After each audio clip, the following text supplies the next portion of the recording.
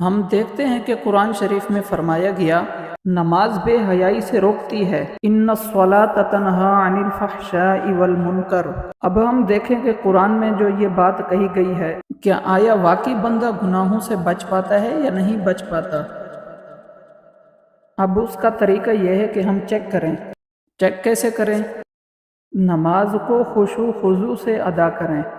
جب نماز کو خشوع خضوع سے ادا کریں تو پھر دیکھیں کہ آیا کیا واقعی نماز کی برکت سے گناہوں سے بچ رہے ہیں یا نہیں بچ رہے۔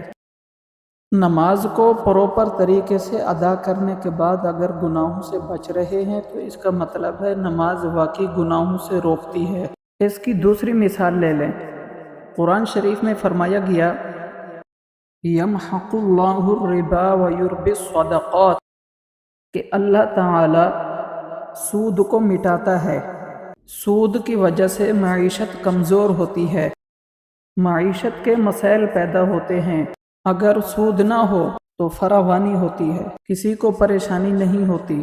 اب ہم دیکھیں دنیا بھر میں، صرف ایک ملک نہیں، باقی دنیا میں سود کے معاملات چل رہے ہیں، ملکی سطح پر ہو، عالمی سطح پر ہو یا علاقائی سطح پر، جہاں پر بھی جو جس کا کاروبار ہے وہ سود کا لین دین کر رہا ہے۔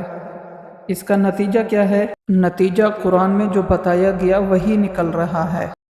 قرآن میں بتایا گیا سود کی وجہ سے معیشت کمزور ہوتی ہے۔ بتاؤ آج معیشت مضبوط ہے؟ نہیں مضبوط۔ ملکی سطح پر بھی دیکھ لیا، علاقائی سطح پر بھی، صوبائی سطح پر بھی۔ معیشت یعنی انسان مالی طور پر خود کفیل ہو۔